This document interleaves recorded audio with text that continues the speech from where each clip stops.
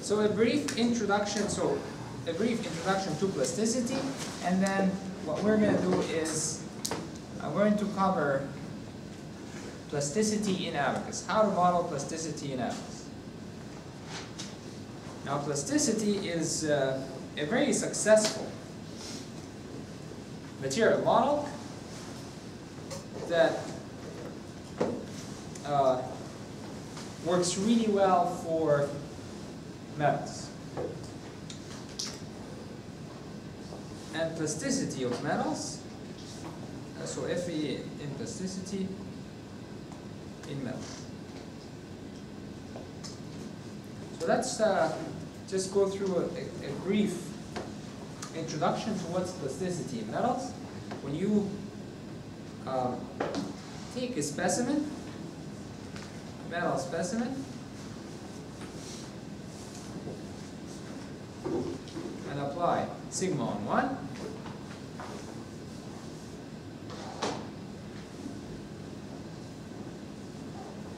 you take it to the lab, apply sigma on 1, what you get, and you measure epsilon 1, the small strain, delta over L, this is what you get.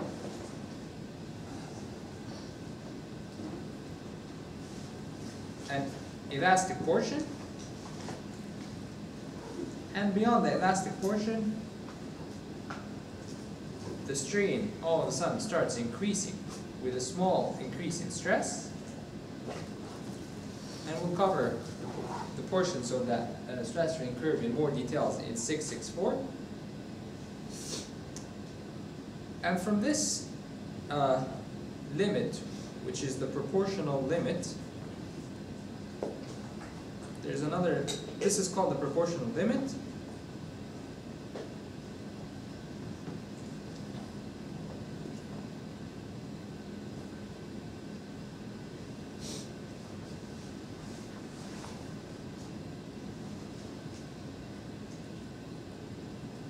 And there's another point after it's the yield point. Beyond the yield point,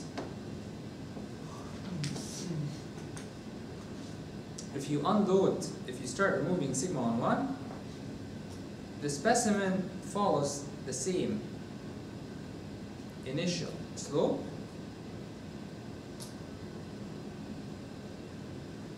and when you remove the stress, the specimen has a residual strain, which we call plastic strain.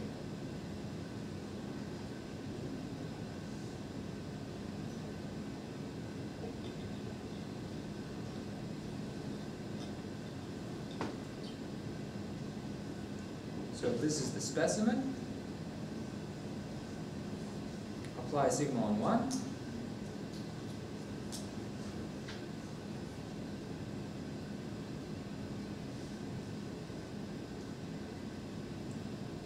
And after unloading, sigma on 1 is equal to 0. This is plastic strain. You have a residual strain that's equal to epsilon plastic. This is in a uniaxial case. So what happens in a multi-axial case? In a multi-axial case, first, the volumetric strain, volumetric plastic strain,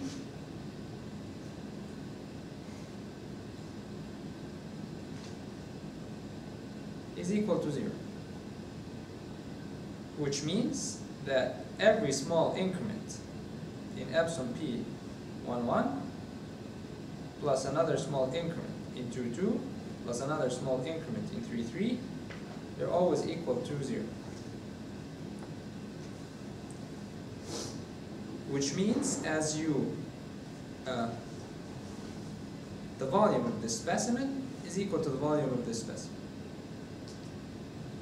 What happened is that there's a plastic strain in one, there's an increase in the dimension in one direction. In the other directions, there is decrease in the dimensions such that the total volume stays the same.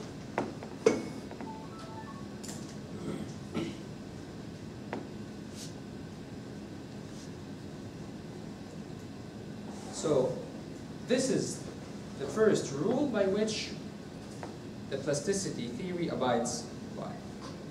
The second rule is that the plastic energy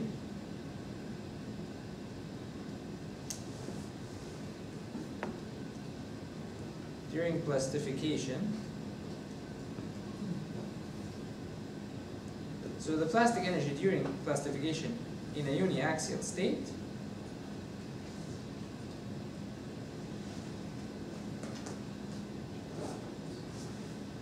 is the same in a multi-axial state.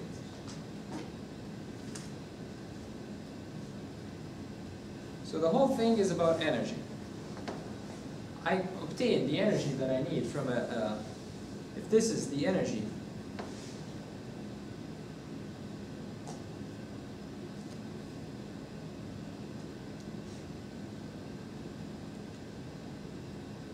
sigma on 1, epsilon on 1.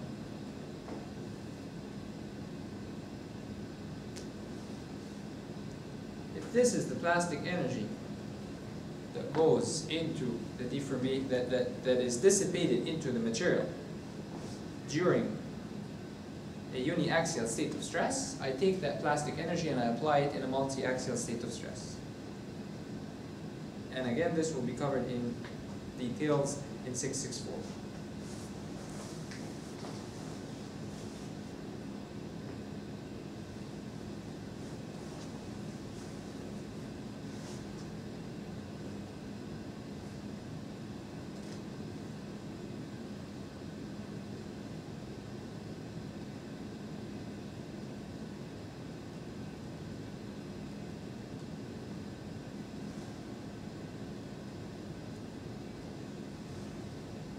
So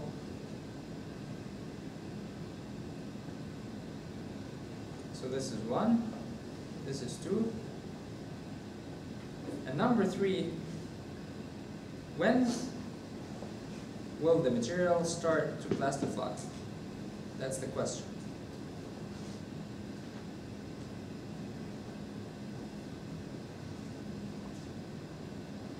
When? In a uniaxial state of stress, it's simple. Once the stress in sigma on 1 reaches sigma unit. But what if I have sigma on 1, sigma 2, 2, sigma 3, 3, sigma on 2, and sigma on 3? What if I have all these stresses? So in a uniaxial case,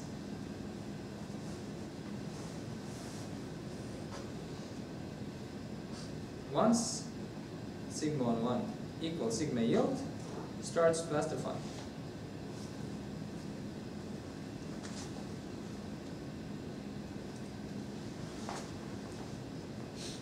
In a multi-axial case, once sigma 1 meses reaches sigma yield. So once the combination of all the stresses, which is the square root of sigma on 1 minus sigma 2, 2 plus divided by 2. Once this quantity reaches the sigma yield, that's when the material starts plastifying. And when the material starts plastifying, that's when we say, okay, well, the increase in sigma 1 meses, so sigma on 1 or sigma 1 meses, related to epsilon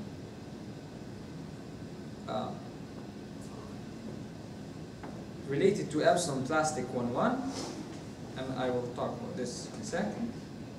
Epsilon plastic 1, or what we call equivalent plastic strain.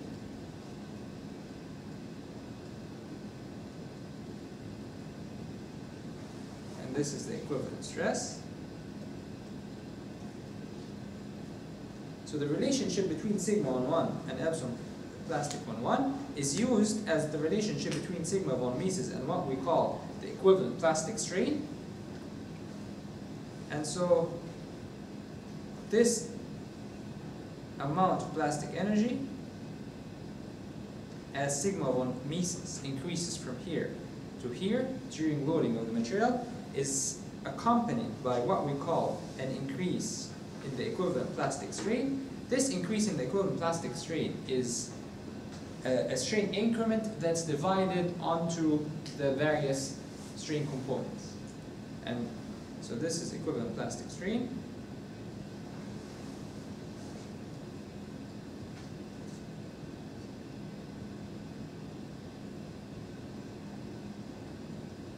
Will be divided among the various strain components. Just similar to the fact that the sigma von Mises is a combination of all the stresses, this equivalent plastic strain is also a combination of the various plastic strain components, and is used to tell me what the value of epsilon P11 is, epsilon P22, epsilon P33, and so on.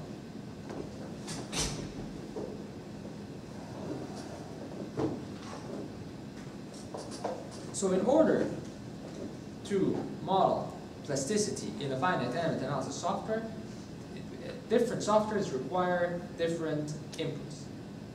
For Abacus, or in general for any software,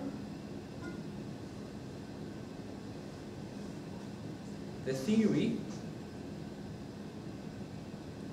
is based on the relationship between true stress versus true strain.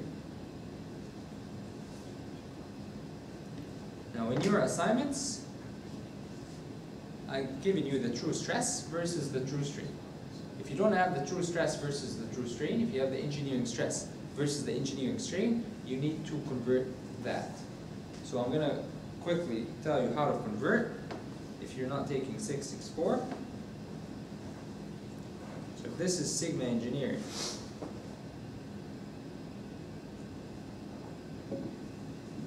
versus epsilon engineering, versus epsilon engineering is delta over L, sigma engineering is equal to force over A naught, and this is delta over L naught.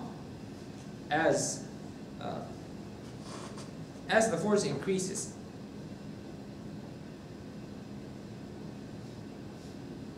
in fact A naught decreases,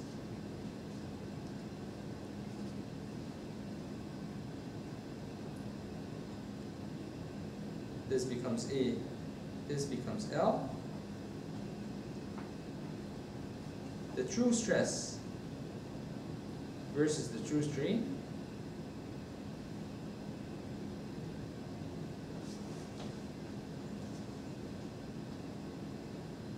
this is the curve.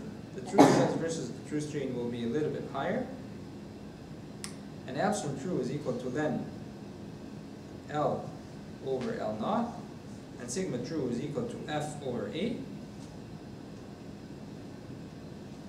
Now to find this curve,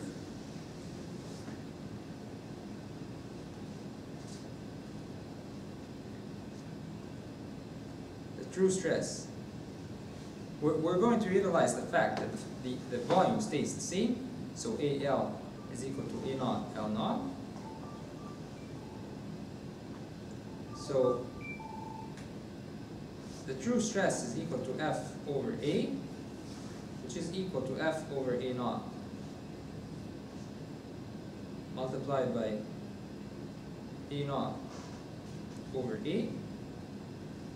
F over A naught is equal to sigma engineering, which we already have from the experiment, multiplied by A naught over A, which is equal to L over L naught.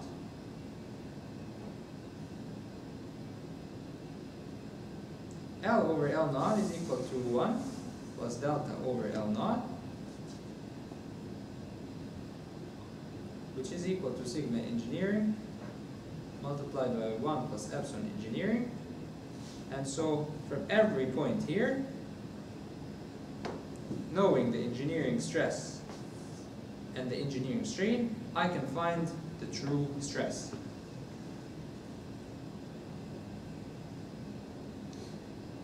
The true strain, which is equal to len L over L naught, is just len 1 plus delta over L naught,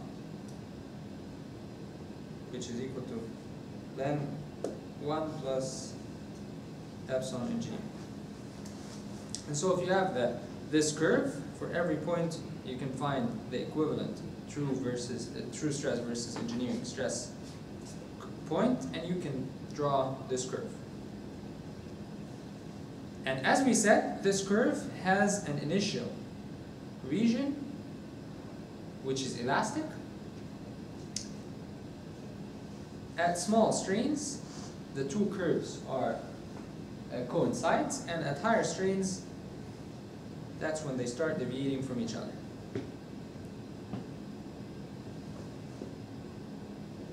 Now, depending on the software, some softwares will ask you for this curve, and I believe this is ANSYS. ANSYS, in the past when I used to work with ANSYS, they would ask for this curve. Abacus asks for the true stress versus plastic strain.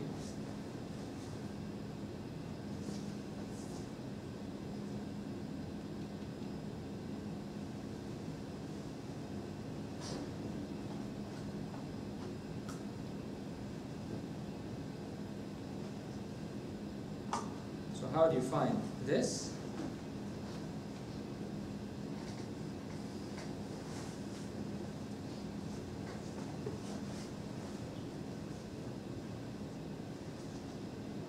This plastic strain is equal to epsilon 1 minus epsilon elastic 1. This is the total strain.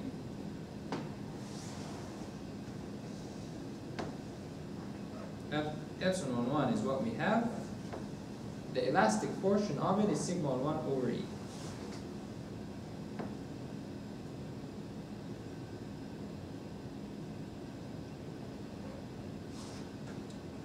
And so the first point, which is the yield point, epsilon total is equal to sigma 1 over E, and so you in the stress versus the true versus plastic strain, you start from the yield point.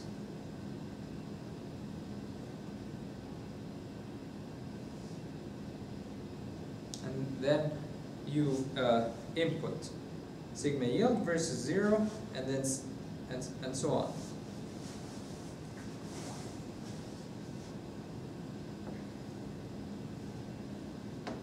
So typically, what values do we see?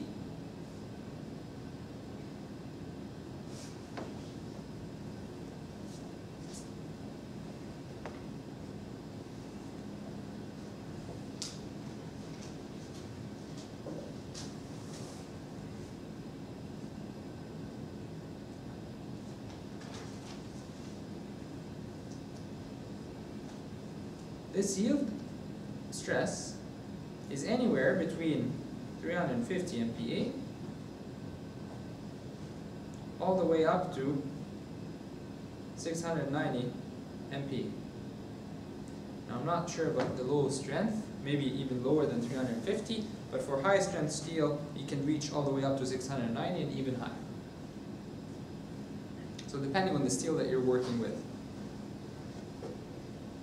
This is typically 0.5%, around that area, so 0.005.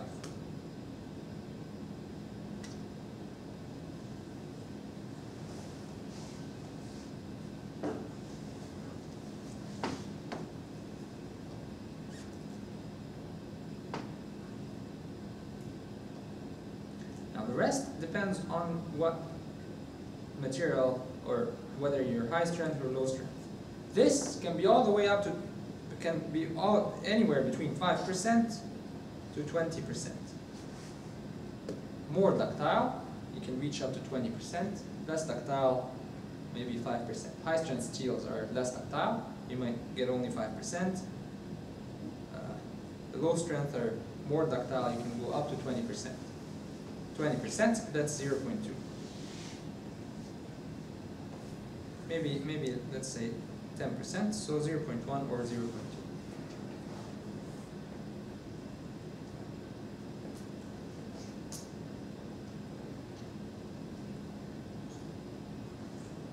And this,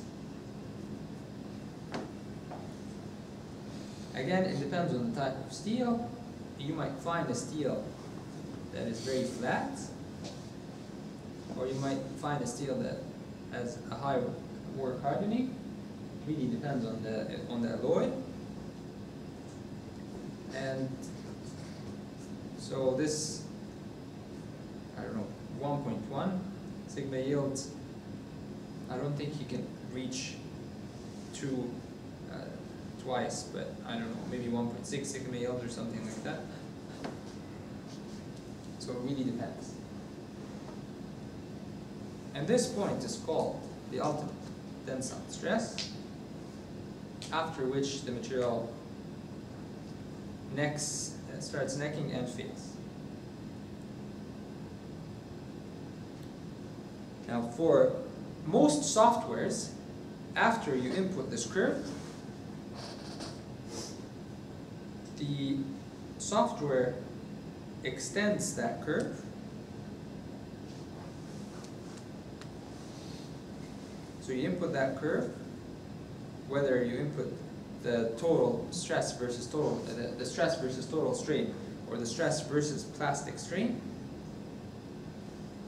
What the software does is usually after this point, it actually extends the curve horizontally.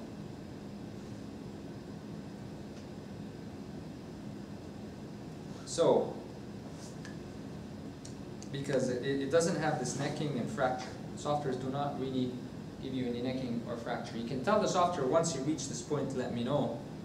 Once the point reaches, once the stress, the von Mises stress reaches this ultimate tensile stress, let me know and stop the analysis. But if you don't tell the software to do that, it will just keep applying plastic strain and keeps extending the material as much as it can.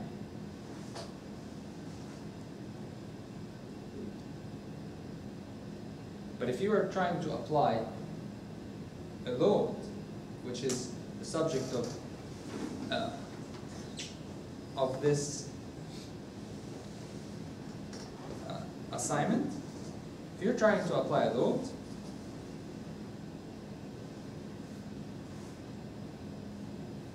let's say the ultimate tensile stress is 100, and you're applying here a load of 110.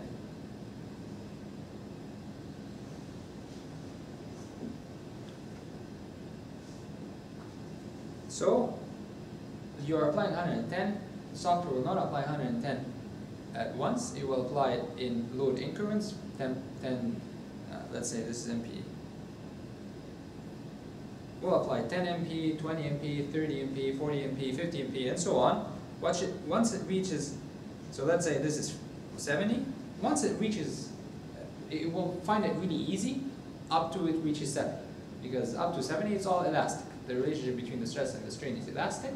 So up to 70, here, it will be very easy. Beyond that, it will start doing some iterations, because the relationship between the stress and the strain is no longer linear, and so it has to do some Newton-Raphson, it has to apply some Newton-Raphson method to follow that relationship between the stress and the strain. And so this is what the software will do. If this is, let's say, total strain,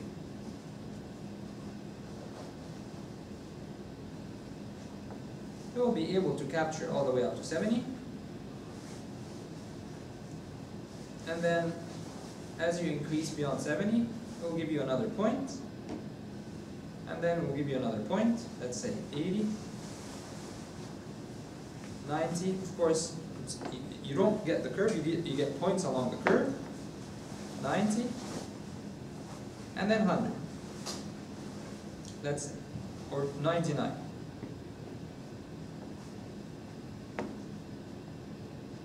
And then the software will try an increment, let's say another 10 MPa, so try 110 or 109. There's no plastic strain that will be in equilibrium with 109, so it will decrease the increment because there's no plastic strain that corresponds to 109 because the maximum is 100. So so it won't reach equilibrium. Because it won't reach equilibrium, it will reduce the increment instead of 10, it will try to apply 5. Okay, well let's try 104. Try 104 again, try to find a plastic strain that corresponds to 104. It does not exist. So reduce this again, and that's when you start seeing very small increments. Try 0.5.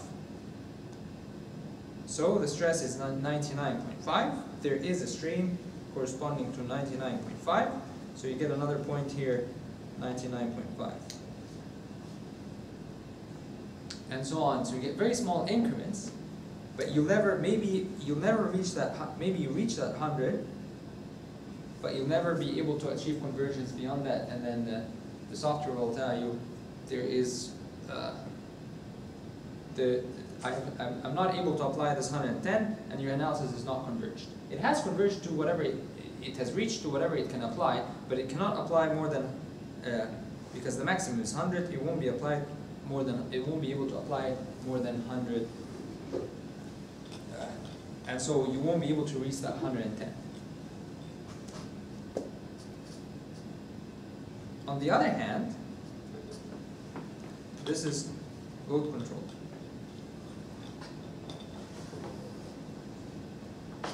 On the other hand, if you take that specimen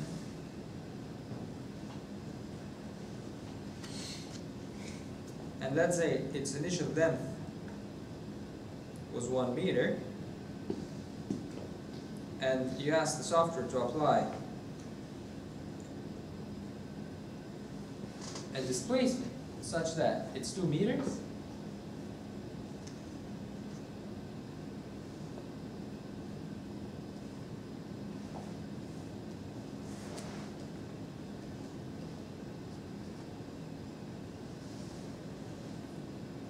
then basically what you're telling the software is, I'm applying or total strain.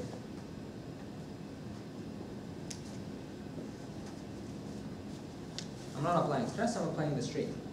So again, once you reach the 0.5% strain, sigma on 1 is 7. So the software will calculate 7. And once you reach whatever, 90. And once you reach the ultimate tensile strain, or the strain corresponding to the ultimate tensile stress, you'll get 100. But let's say this is 20%. Now this is delta is equal to L. This is 100% strain. And so, because you don't really tell the software once you reach stop, it will actually keep going without increasing that stress, because the software, that's what Abacus does. Of course, depending on which software you're dealing with.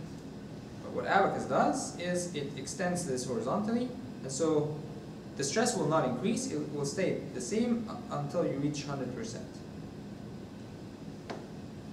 Now it is, so Abacus extends the curve horizontally.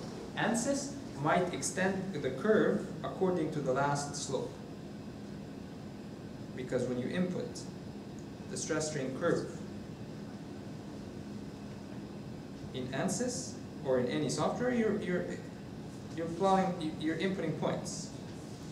So each has a slope, and it is, Abacus extends it horizontally, it's possible that another software would extend this according to the last slope that you input. So really depending on which software you're using.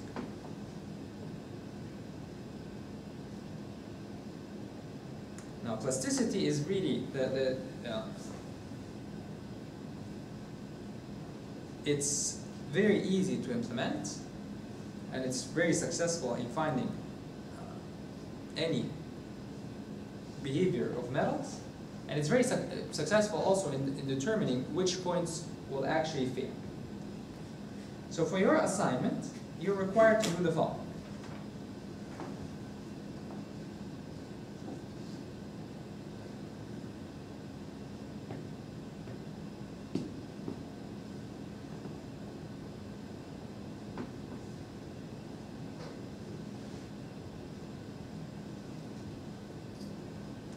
In the first problem, you're given the relationship between the true stress and the true strain, and you're given Young's modulus and Poisson's ratio, so sigma true versus epsilon true, and you're given E and Poisson's ratio, and in general, if you're dealing with experimental data, this slope has to be, when you input this in the software, this slope has to be equal to Young's modulus that you're using. Because if you're doing it with an experimental data, you might not get exactly E. You'll get very close to E, but this has to be consistent. So when you're inputting, when you have a relationship between the stress versus the strain, I don't really care about all those points up to sigma yield. And the important thing is that sigma yield divided by this strain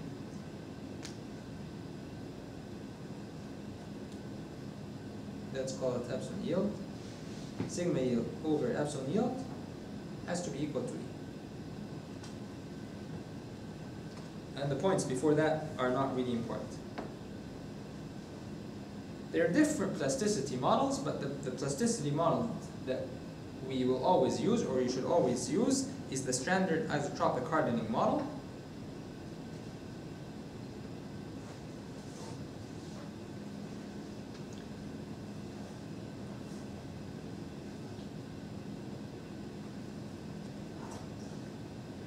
And then I'm asking you to, given the applied load, so you have a specimen and you have an applied load up to 1200 MPa, and now I want you to re-plot sigma on 1 versus epsilon on 1 and compare with the input in two cases, the plane stress versus the plane strain. So in plane stress case, draw sigma on 1 versus epsilon on 1. In plane stress case, draw sigma on 1 versus epsilon on 1, and see which one coincides with the actual input. And which one do you think will coincide with the actual input, the plane stress or the plane strain?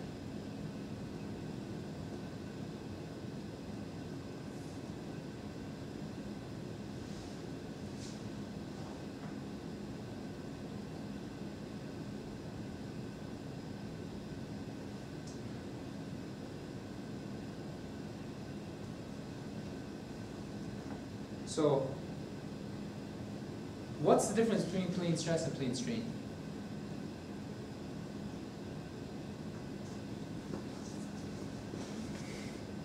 Which one has an out of plane? So let's look at the plane strain. What's that? Plane stress. Will coincide, yes. So plane stress should coincide.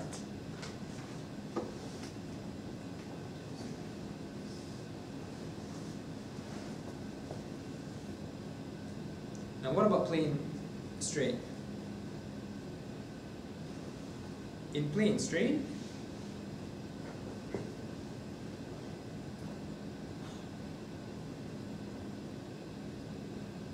there is a sigma 3,3 that's not equal to 0. In plane strain, there's sigma 3,3 that's not equal to 0, and in this case, the von Mises stress is not equal to sigma on 1. Because the von Mises stress is not equal to sigma on 1, the input, the stress strain curve that I'm inputting is actually von Mises stress versus the equivalent plastic strain. So yes, you're applying 1200, but the von Mises stress is not 1200. The von Mises stress is a combination of all the applied stresses, and all the applied stresses are sigma on 1 and an out of plane stress in the plane strain case.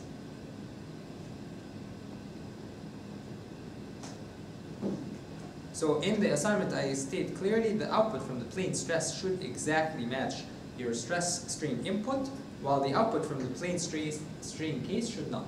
And you need to explain why.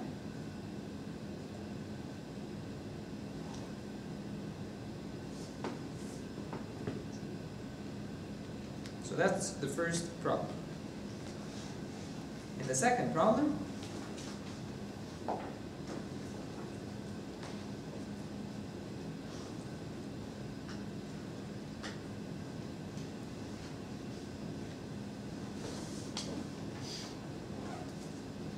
everything is the same, we just added a hole to the material.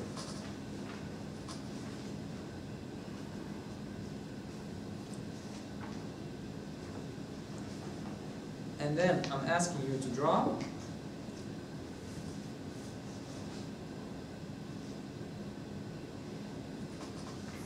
the relationship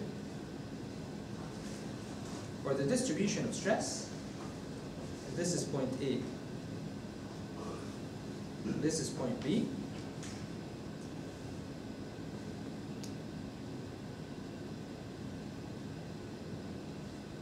The distribution of the stress at point A and point B as you increase the load. So we're increasing this load again from 0 to 1200. So we're increasing the load from 0 to 1200, and I want to see how this affects sigma on 1.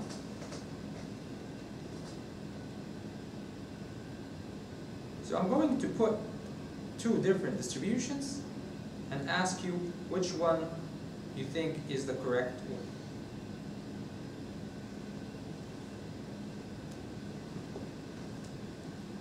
At small loads, looks like this.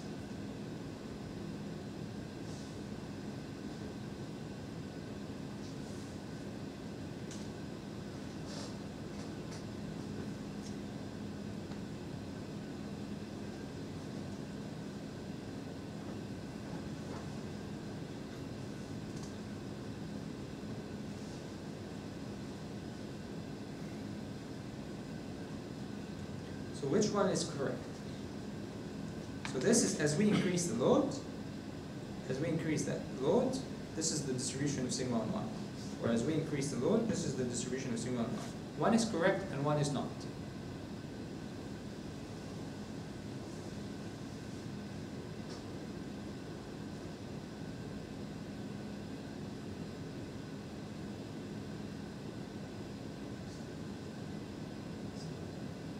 So this is, I'm not good with left and right. This is 1, this is 2. Which one? I think because the area is small, so P over A would be larger. So 1 or 2? I think it's going to be 2. 1 or 2? Any other opinions? So what's the reasoning? I think like sigma equals P over A as you go from I think as you go from A to B, the area. Well, it's the same. I mean, yeah. I feel like you're going horizontal. That's why after the area. No, I'm not going horizontal. So are you changing your mind? Yeah. So does this mean you? No. Does this mean you're what? I'm lost now. Undecided. Any other opinions? 1 or 2? Why? Any reasoning?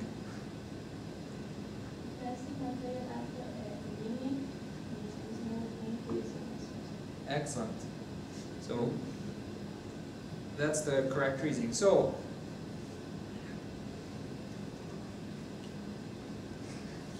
all right. So So what happens is, as you increase the load, initially, the stress around B is really high because it's a stress concentration, so it's something that raises the stress. It's called the stress raiser. So you get the stress around B higher than the stress around A. So the stress at this point is higher than the stress at A. But we're using plasticity, and plasticity puts a limit on the stress. As you look at the stress strain curve, beyond a certain limit, the stress does not increase. The strain increases, but the stress really does not increase. So once you reach that limit, and once the rest of the points start plastifying, then you're gonna reach, then all the points will reach the same maximum stress, whatever that maximum stress is. So at the end of your loading step, all this area will be 1200.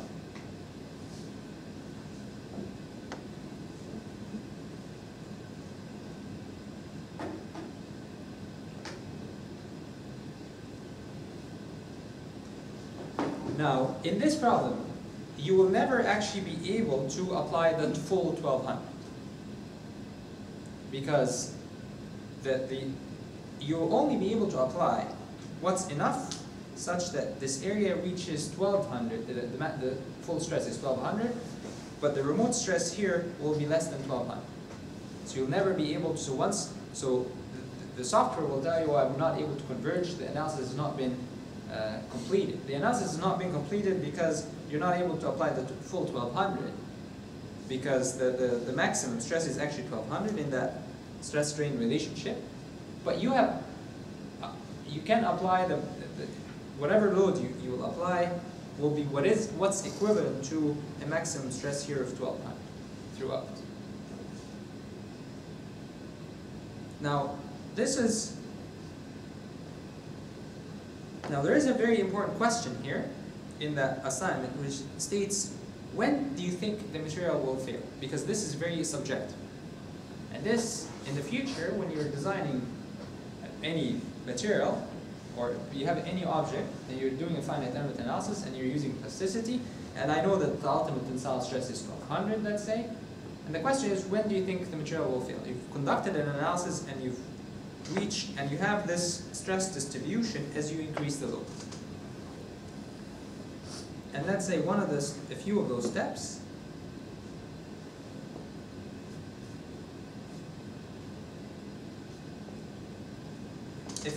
those steps will look like this.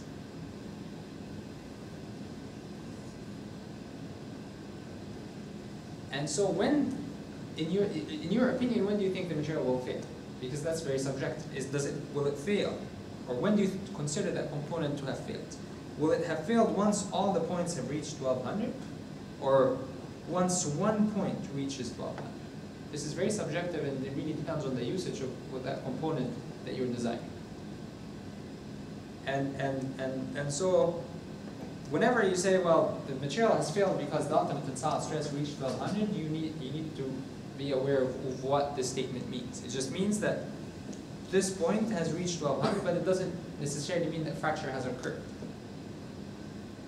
Because in the actual relationship between sigma on 1 and epsilon on 1 in the lab, it doesn't really snap here, it keeps going. And so you have to be careful, or you have to justify whatever failure criteria that you use. So this is what you're required to do for the assignment.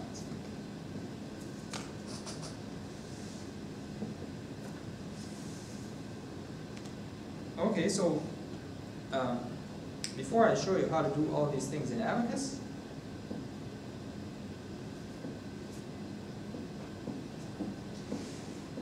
we'll just want to talk about the schedule.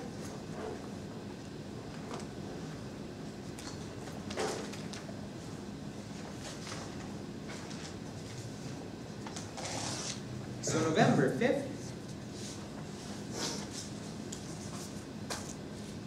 we are going to talk about stable versus unstable problems.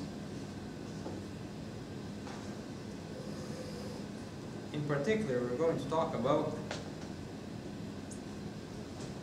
the line arc method.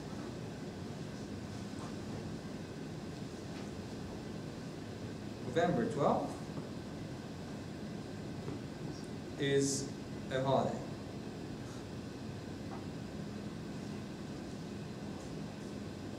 November 19th, we're going to talk about hyperelastic materials, and we're going to talk about content.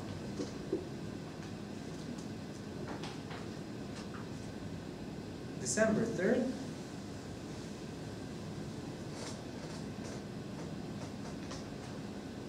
is your final exam, which will be a take-home exam.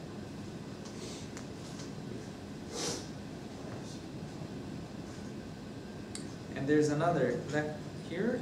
This is no lecture.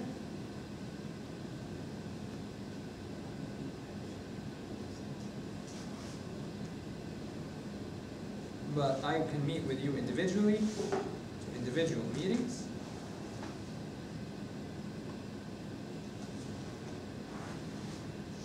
To discuss projects. Now you need to start thinking about the project from now. You have a month, and the project is very, there's a big chunk of your mark is on the project. So this last month, you have to focus on the project. You have to start your project, you have to start working on it, you have to find a good problem that has enough material and enough complexity for your project. And I believe December 17th. So now this is a good time to talk about when would you prefer to give your final presentations. This is anywhere between December 3rd till December 25th, like or the week before December 25th. So I think initially I put down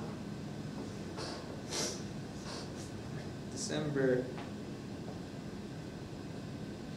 just going to look at the calendar.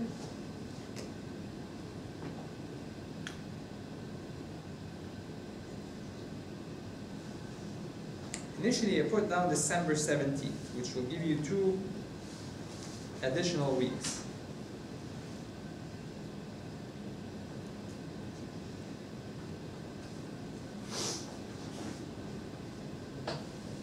Actually, December 17th, I have a final exam for another course. But around, so it could be, for example, December 18th. So around that week. So do you prefer that week or December 10th? Or let's say, is everybody okay with December 17th? Anybody leaving early for holidays? No one's leaving early? Okay, so December 7th. So I will confirm the date, but it's probably going to be Tuesday, December 18th.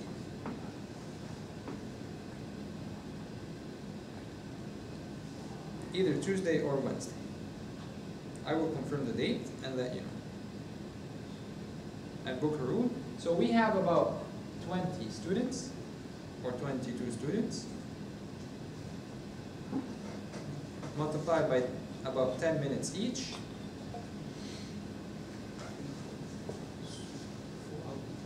For your presentation. You need a final presentation in 10 minutes, around 10 minutes. So that's 220 divided by 60, that's how many hours? 3.5. How much? 3.5? What's 220 divided by 60? It's 4 hours minus 20 minutes, isn't it? So less than 4 hours. So we have 4 hours. So we would have 4 hours, and so from probably, so about 3 hours in the morning, and maybe we start a little bit early, 8:30 until noon. And so we'll go, I'll prepare a schedule. And for this, I will need from each one of you a small abstract, so that we distribute the abstracts, and so everybody can read the abstract of what you're going to be presenting on. A very short abstract defining what the problem is and what you're actually doing for this particular problem. And so I need a book of abstracts before your presentations, and I'll distribute that book on it to everyone, and then we'll go probably by last name.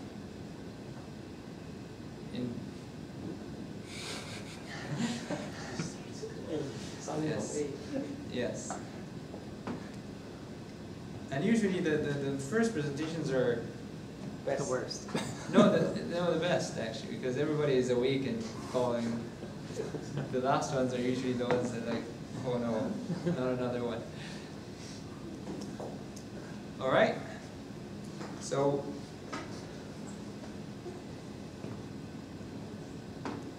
any questions about the schedule? Okay, so now let's go through the software to see how to do. Actually, Yes. how much time will we probably have to take home exam? Like a couple of days? Just like last time. Was that okay? Yeah.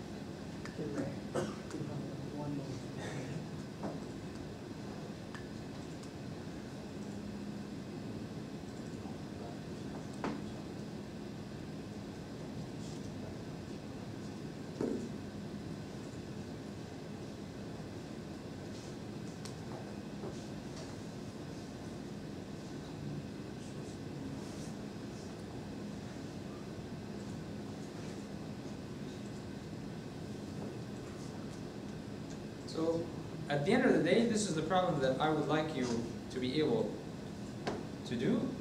This is a pipe, or an elbow in a pipe. If you look at the von Mises, this is a problem called Bourdon effect. The Bourdon effect states that, now I'm not asking you to do this in your assignment, but you should be aware. I mean, this is just to help you in your one of the things that you can take on for your project. But the Bourdon effect states that if you have this elbow, then the stresses at the elbow are actually much higher, or higher than the stresses around the pipe itself. And when you actually put pressure inside this tube, the pressure acts to reduce the angle of this elbow. And because I fixed this point and fixed this point, when I look at the von Mises stress, you will find that the von Mises stress in this area has reached the maximum, while the stresses far from the elbow are less. And so we're going to go through this problem. I'll just show you how to input the geometry and how to do all this. If you look at the displacement, this is the shape before deformation. At the end of this step, you can see how the internal pressure is trying to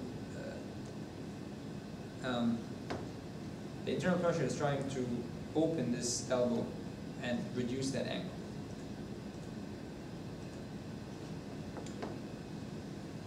Okay, so to model something like this, the reason why I put it here, just in case I'm not able to model it, proof that it was done. In case I run into any problems. This usually happens is that in my office I can do it in 5 minutes. In front of class now I have to do it, and then problems appear. But hopefully there'll be no problems today. Okay, so let's first analyze just a simple problem with just a simple plasticity problem. I'm going to do a 2D plasticity problem. deformable shell. Now this is the geometry. The geometry is a shell because I'm just looking at a 2D. And I'm going to just model the regular tensile the tensile test, and the tensile test is usually made out of what it's called a dog bone specimen. So I'm just going to utilize symmetry.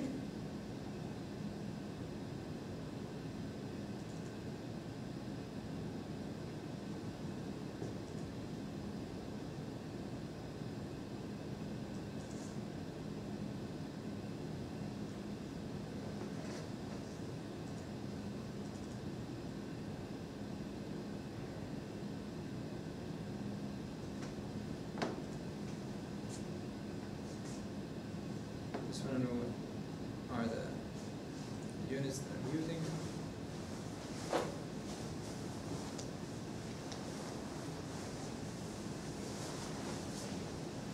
This is 5. Let's use a radius of 5.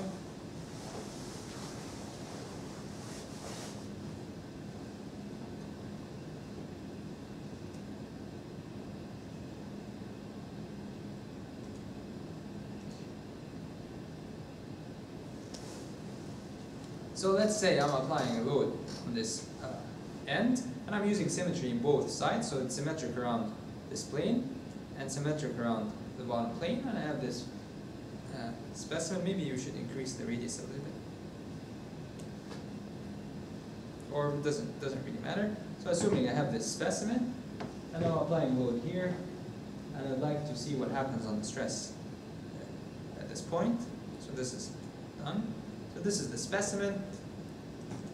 In the materials, I'm going to input a new material.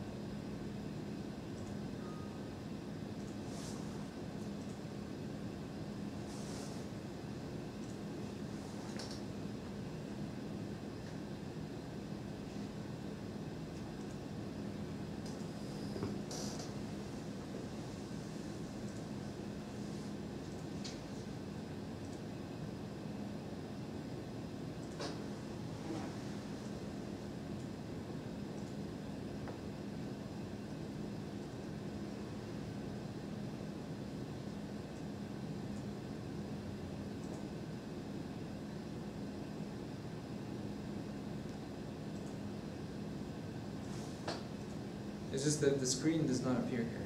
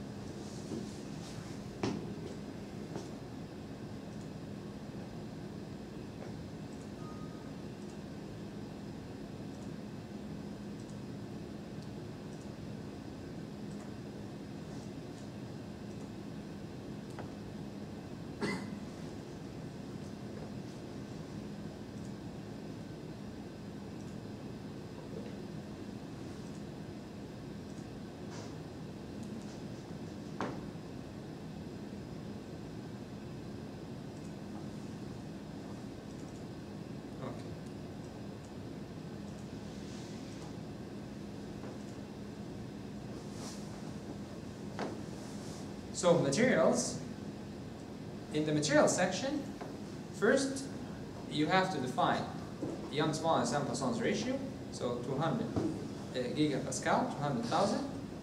Poisson's ratio is 0.3. Now you can add many things to the same material, so this is material number 1, I will call this material steel, for example, and you can create as many materials as you want. You've got thermal, electrical, magnetic. I've never really worked with electrical magnetic.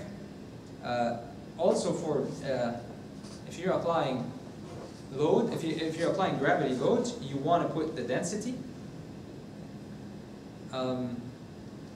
Or if you're doing any dynamic analysis, then you have to input the density here. Now mechanical, there are so many different types of material models. We're doing right now elastic and plastic. For the plastic, we're using the isotropic material model. The first yield stress is the yield stress at which the material starts to plastify. So let's say 300. And the plastic strain at this point is 0. And then I'm going to insert rho after. Now, depending on how accurate you want the relationship afterwards, I'm just going to put 500 and a plastic strain of 20%. So basically, I input a linear relationship between the stress and the strain in the plastic range. So this is the material. Create a section. This is a solid. The material is steel, and this plane stress versus the thickness is 1. I'm going to assign a section to this. Done. So I've assigned the section. I should mesh it. First assign the globe 5. Now you can assign local seeds if you want.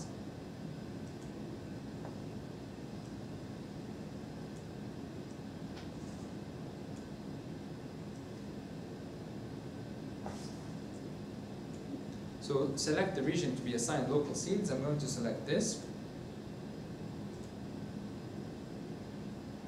Let's say for this particular, I would like the size to be smaller. So approximate element size is 1. And you can even bias or create biased seeds. To create biased seeds, select this, and you can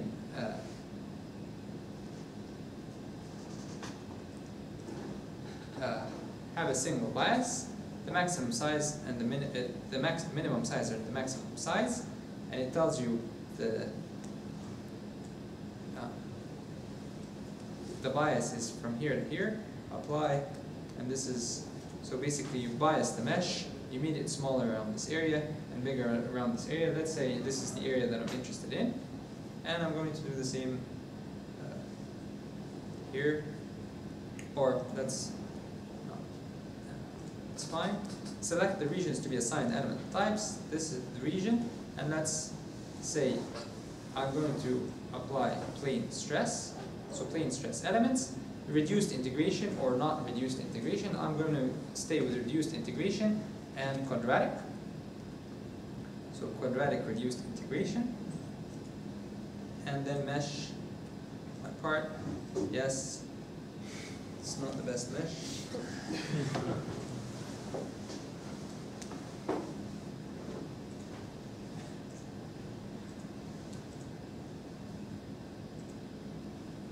Really not the best mesh either. Sometimes the seeding does.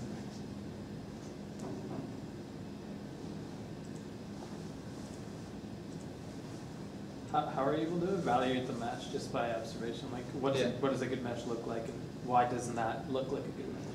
I'll tell you. This is a terrible mesh because of these elements right here. Mm-hmm. These especially that. This is the area that's going to go first. Yeah. So see that this element is horrible in this small element. This is, I want these to be as square as possible. But around the fillet, like This is good for all around the rotated, fillet. that's okay. Yeah, these are good. So, because I'm going to be using, with the isoperimetric elements, as long as it's square, Yeah. it really doesn't matter. Okay. Sorry. Yes. What does bias do? Bias makes the mesh on one side, so bias makes the number of elements here larger than the number of elements here. So I'm just going to delete this And it has bias. two options. Yeah, that was single. What's the double bias? Oh, just both sides. So On horizontal and vertical direction? no, single, it will do the following. I'll show you. So double makes both sides. So I'll show you. So smaller on the side and smaller on the side, but bigger on the which is probably useful in areas where in the middle you want to mesh bigger, but on the edges you want them smaller. So I'm just going to delete all this bias stuff.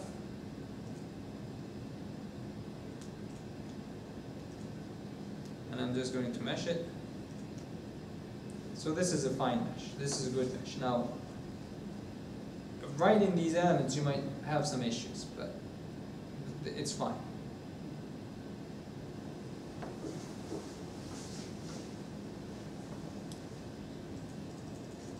So, I'm going to bring this into the assembly.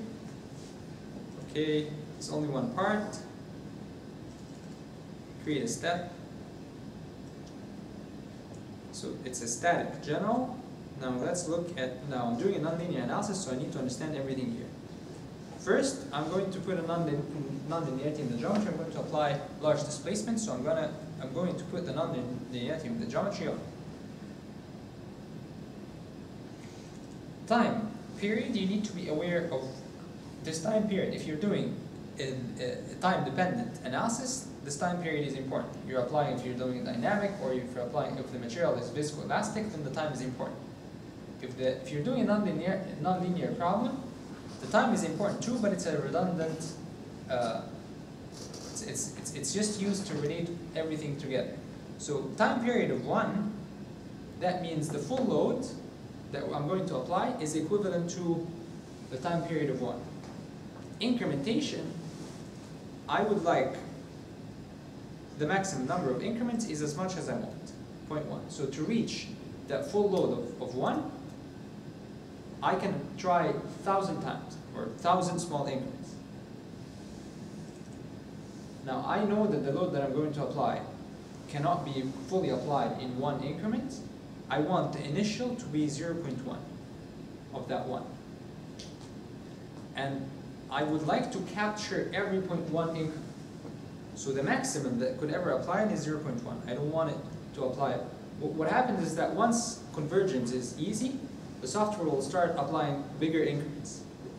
And if the software applies bigger increments, then you're capturing points that are really far apart, and you're not capturing the response in between. But if you want to capture the response in between, you want to put your increments, the maximum increment possible, as small as you want.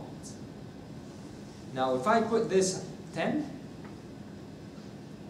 then it's equivalent to making this 1 and these 0.01 and 0.01. They're just related to each other. This is just the maximum with respect to this time period. So I'm going to keep this at 0.1 and this at 0.1 and the time as 1. Now these are, we talked about full Newton, quasi-Newton methods.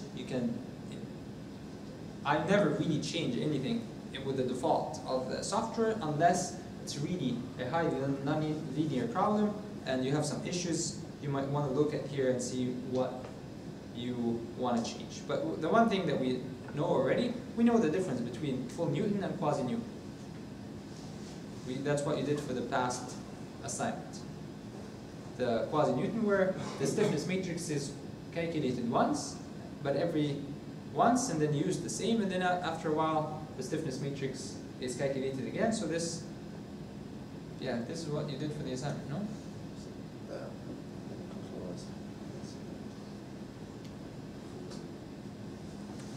Is it Newton-Raphson?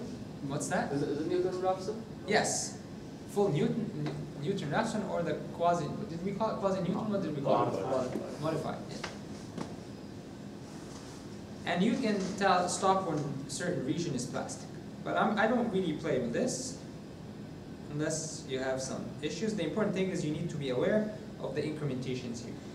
And the minimum increment is an increment that if the software is not able to reach equilibrium with this small increment, so this is 10 power negative 5 of that 1, 10 power negative 5 of that 1, if I'm not able to reach equilibrium, then the software is going to stop and say the analysis has not converged, and the specified increment is less than this, or the increment is less than the specified minimum increment. Okay, so this is the step. Now, in this step, I'm going to apply the boundary conditions. Boundary conditions, let's put symmetry, the region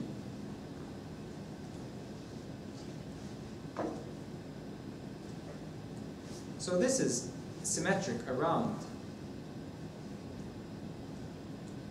x. It's called x symmetric because the displacement g1 is 0. Now, this is a solid problem. We're using solid elements. What are the degrees of freedom on each element? Only displacements. Rotations are not available for this type of analysis. Rotations are only available for beams and shells. We haven't really studied the theory behind beams and shells, but I will try to cover them in another lecture. But a lot of people say, well, I'm going to prevent the rotation of this node. But this is a solid element. I can't prevent a rotation when the rotation does not appear in the equations. The equations of this problem is exactly the equations that we developed for the finite element analysis for those solid elements. And the element, there was no rotation on the element. The displacement of the element was fully described by the displacements of the nodes. There was no rotation at the node. And so when you apply a boundary condition, let's say you think this is unstable and you say, well, I'm going to stabilize it by preventing the rotation of this node, you have not done anything. And I will show you what will happen. So I'm going to create another boundary condition, displacement rotation. I'm going to click this node, and I'm going to say prevent the rotation around 3. And I'm going to create another boundary condition, symmetry or displacement. I'm going to pick this. I could have picked symmetry, but I know that this is symmetric around y. It's u2 is 0. So u2 is 0 here, u1 is 0 here, but I also applied rotation, but the rotation is not actually active for this model.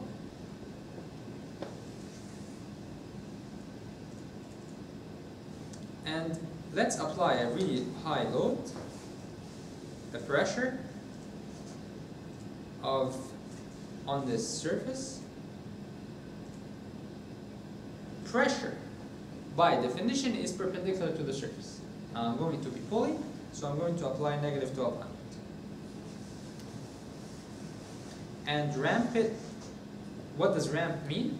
I'm saying the ramp is the negative 1200 corresponds to the time increment of 1. We said the time increment is 1, that corresponds to negative 1200. And when we say 0.1 in the initial increment, means the first load that will be applied is negative 120 MPa. Now I always like to use Newton and millimeter, and that's why I'm saying MPa. But that's a personal choice. Everything has to be consistent. The units have to be consistent. So this is our model. I'm going to create a job. I'm going to call it log specimen. Continue.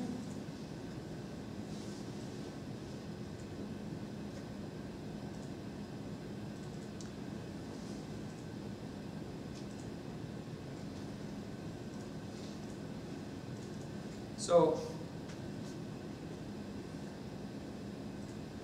the first thing I'm going to do is write input.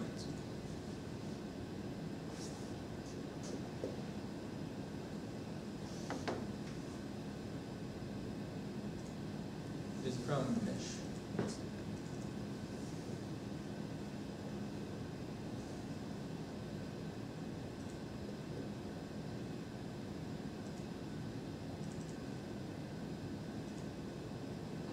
Right. Just use, don't use quad dominated, just use quad. Yes. And hopefully that will solve the problem.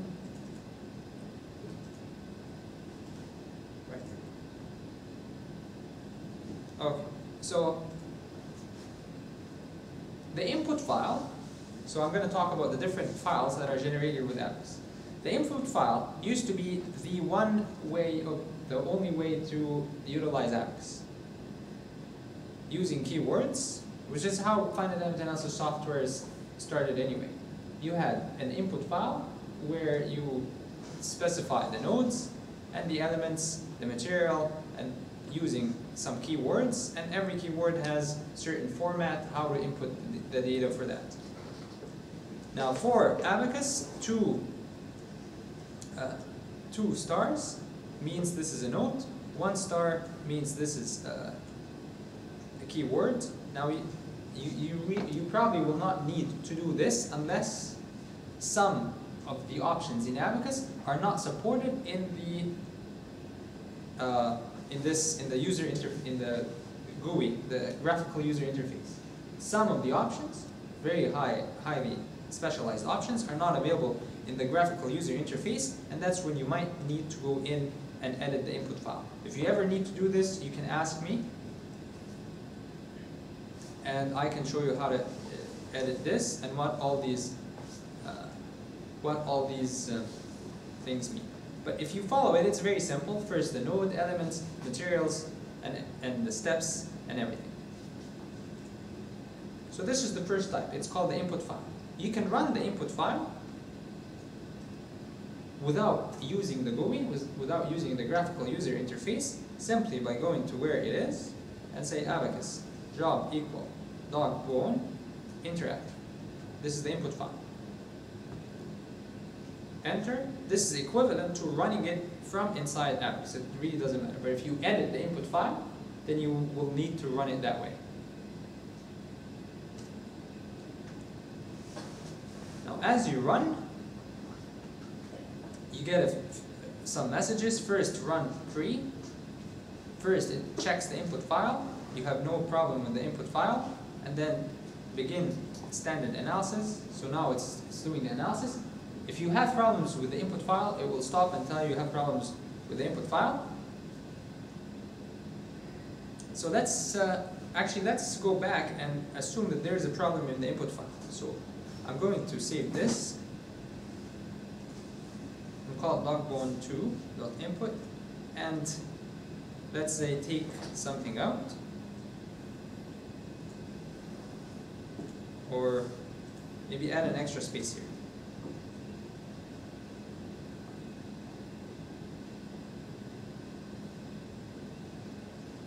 I add an extra space. I'm going to, this is logbone2, enter.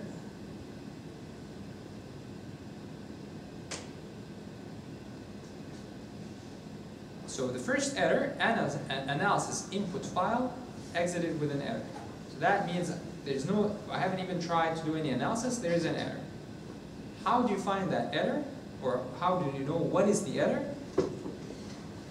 The first file you want to check is the data file. The data file tells you some information about the data, about your model. So I'm going to open this in TextPad and try to, and here's the error. In keyword elastic, there is an error. You have one option or sub-option has either blank or zero value.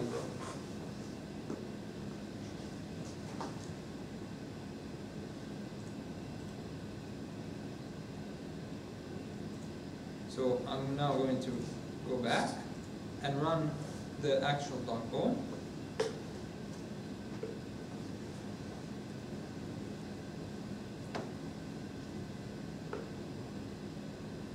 So input file was successful, and another input file. So the input file was successful. So let's see what, so as it's running, let's see what the data file tells us. I'm going to open this with TextPad. Where's the data file? This is the data file. I'm going to open this with TextPad. Now, in here, you might find warnings that tell you something about your model that otherwise you won't see. For example, you have a warning here, degree of freedom 6, which is the rotation that we prevented, is not active in this model and cannot be restrained.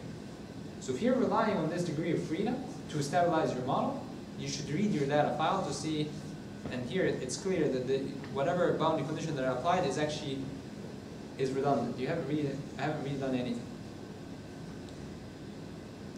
So luckily this is the only warning. Everything else tells you something about how the memory and the time and all this. So this is what the data file tells me, just the input file and any warnings that are related to what you've done. You might have applied the boundary condition twice, or you might have done something that might be causing you issues and you don't know. The software might have canceled something that you've done. So if your model is not running, it's a good thing to start at your data file. Okay, so I'm going to close the data file and go back.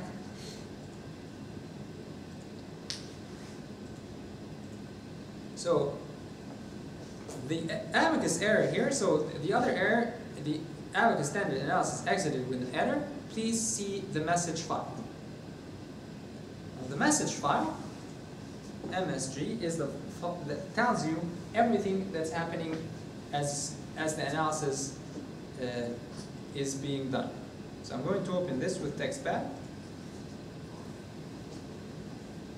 and try to understand what's going on here. First, increment 1, attempt number 1.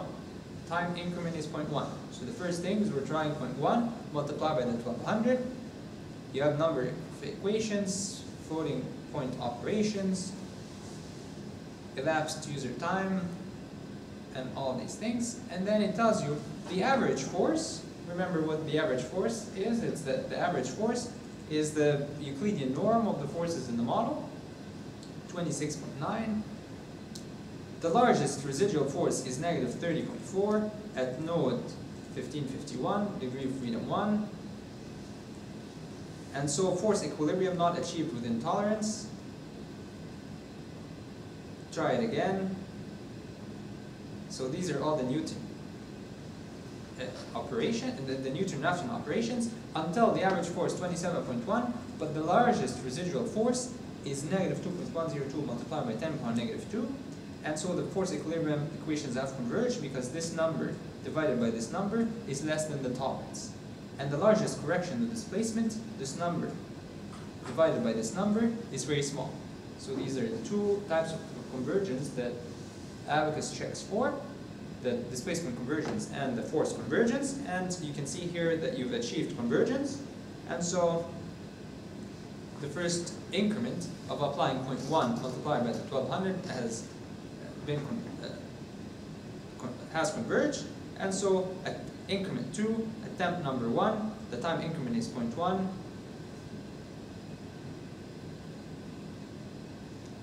and then some warning, the strain increment, so it's probably we're starting to yield. The strain increment has exceeded 50 times the strain to cause first yield. So, and now you have elements are distorting excessively because the point 1 probably causes very high strains, and so it tries a few things for this increment. Does that mean overstress? What's that? That means overstress? No, it means that I'm applying the stress too fast. The point 1, so I'm applying 1200, but I'm applying them in point 1. So the first was 120, correct? Yeah. The second was another 120, so I'm at 240. But that 240 at the end. Remember the specimen was a dog bone specimen? I'm applying 240 here, which translates into about 500 here. Because the area here is bigger than the area here. It's the same force, so about 500. But when you look at the material, the yield stress was 300. So I jumped, basically from 300 to 500, I need to go in small steps because to follow the curve. I can't apply all of a sudden the ultimate tensile stress of the material. Are you following? You have to increase the increment of the steps. I have to decrease it, not Decrease, increase. yeah, sorry, decrease. Yes. So increase the number. But abacus does that on its own. Oh. So what will happen is that, because of all this, we're going to increment 2. We'll start attempt number 2 with a smaller time increments. Okay? So now the increment number 2, instead of 0.1, use 0.1 divided by 5. 1/5 of the 0.1. And it actually tried and achieved force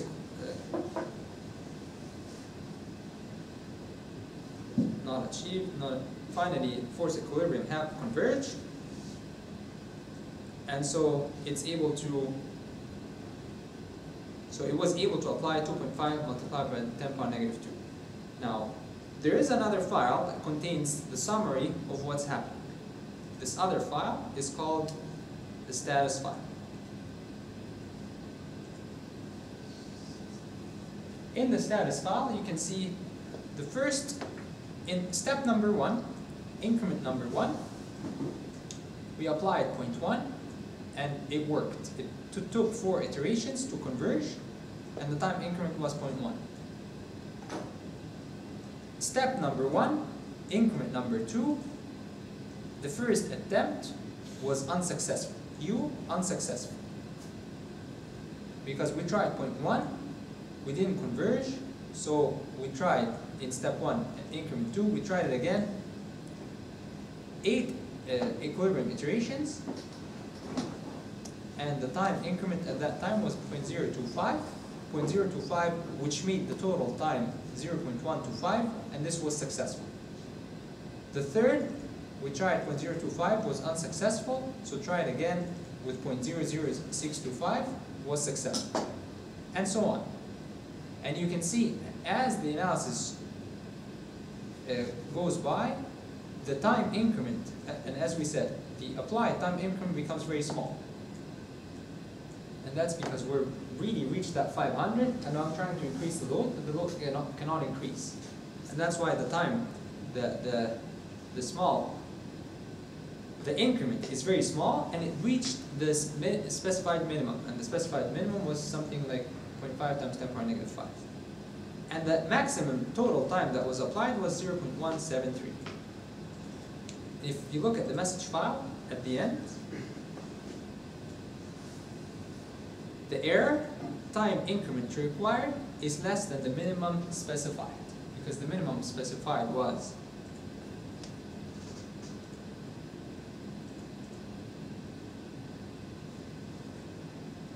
in that step. The minimum specified was 1 times 10 power -5. It could not converge with 1 times 10 power -5. It tried to decrease this, but I can't decrease that because that was the specified minimum. So these 4 files, the data file tells you something about the input, the message file tells you about the analysis, where areas of why it's not converging, if it's not converging, and the status file tells you the summary of the steps and everything that's happening.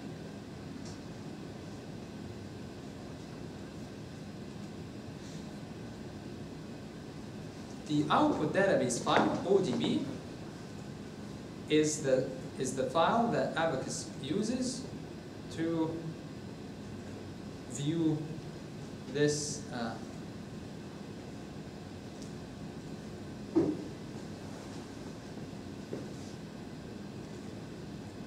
this is the file that Abacus uses to view the results. It's the output database file. So here you can see the displacement as it's being applied.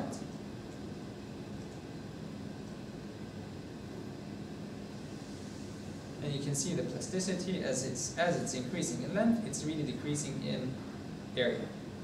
Now we don't have the necking because in order for me to model the necking, I need a smaller cross section here because I need to specify where necking will start.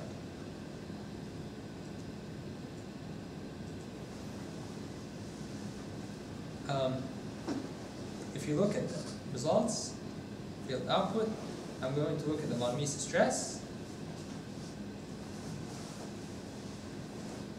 And here's the von Mises stress. This whole area has been classified, but if you start early, the first step, when I applied the 0.1, the stress, the area where the maximum von Mises stress was here, but this whole area was about, the stress was about 2.64, and so on. So actually this whole area started plastifying early. I actually applied a lot of stress compared to what the material can take. And as you increase the load, the displacement really increases, but the load is not able to increase until I reach until the stress here is actually the maximum von Mises stress that can be taken. Now, I just would like to remind you that it would be a good thing to look at the averaging. To stop the averaging, and let's look at the stresses. So that means the mesh is very good, relatively speaking.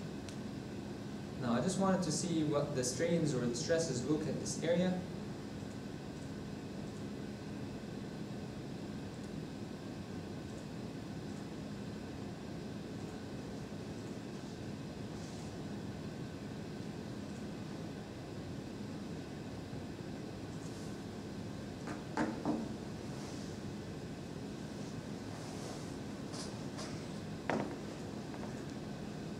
Actually, it looks very good.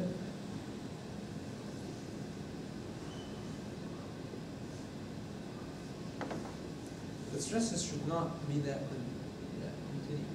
They're not that continuous, but they're very good. I mean, this is, yeah.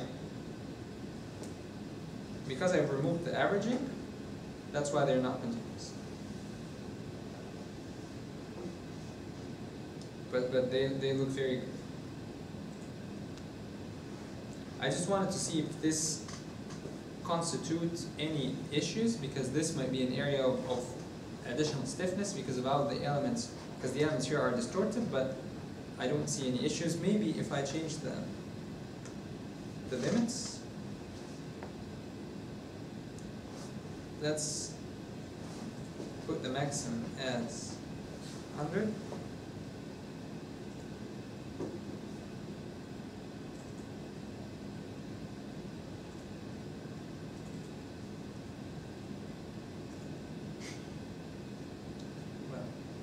Let's put the minimum as 200.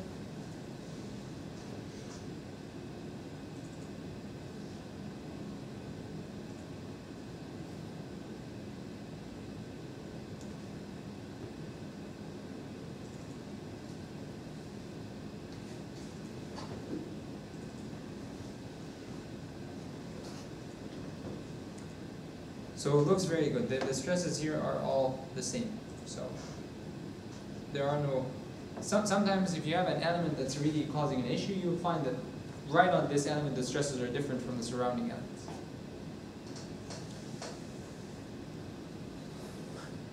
Okay, so this model worked perfect. Now, how much did I actually apply? Because I applied 1200, but how much did I actually reach? When you look at this, I reached up to 0.173. So 0.173 of 1200, whatever that is, 0.173 divided by the total time, which is 1, multiplied by 1200.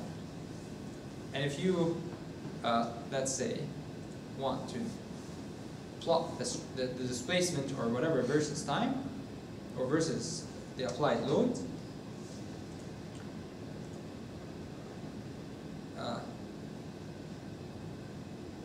so I'm going to report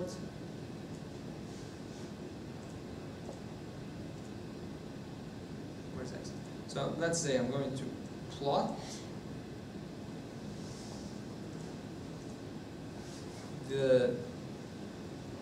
I would like to plot the force versus displacement. So I would like to plot nodal, the unique nodal. I would like to plot the plastic strain, let's say. Plastic strain 1,1. And the displacement 1,1, or the horizontal displacement.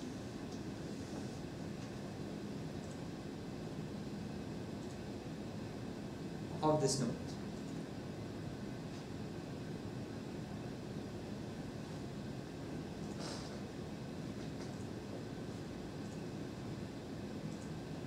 And then I'm going to report this XY data to a file, call it 1.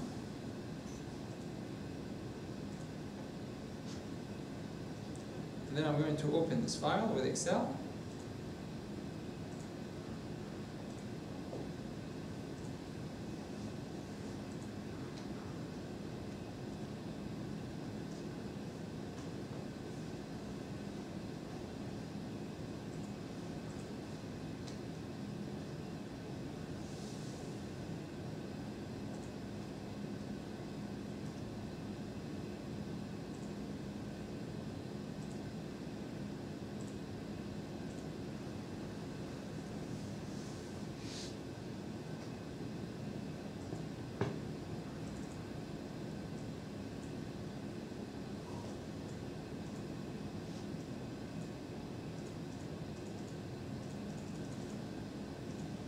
So this is, X is the time. And this is, one of them is the plastic strain, and one of them is the displacement. So this is the displacement, and this is the plastic strain. But what about the load? The load is in fact equal to the time divided by 1, because the total time was 1, multiplied by the 1200. So this is actually the stress that we applied. So I'm going to plot the load versus the plastic strain.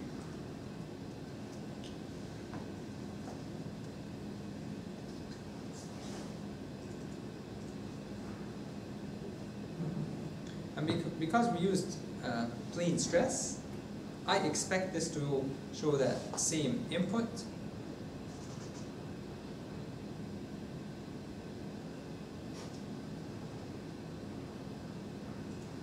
Shouldn't it be the other way around?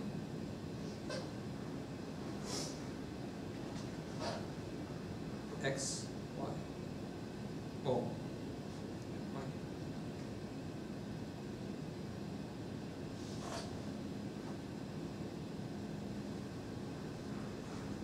So the plastic strain versus the load, insert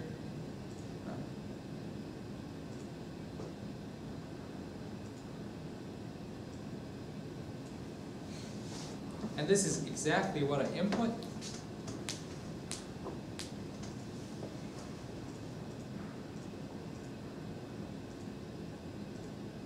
Because we apply the linear relationship between the plastic versus the plastic stress versus the stress versus the plastic strain. But you can see here that you have this point.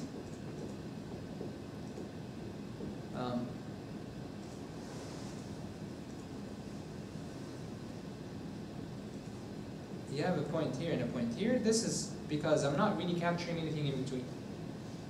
Because I'm not really capturing anything in between, you see this jump from this point to this point.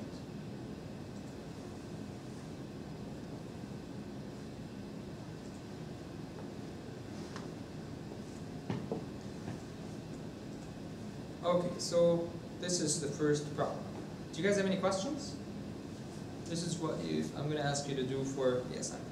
So I'm going to maybe give you 5 more minutes, and then I'll talk about the shell elements and how we model shell elements and pipes with internal pressure.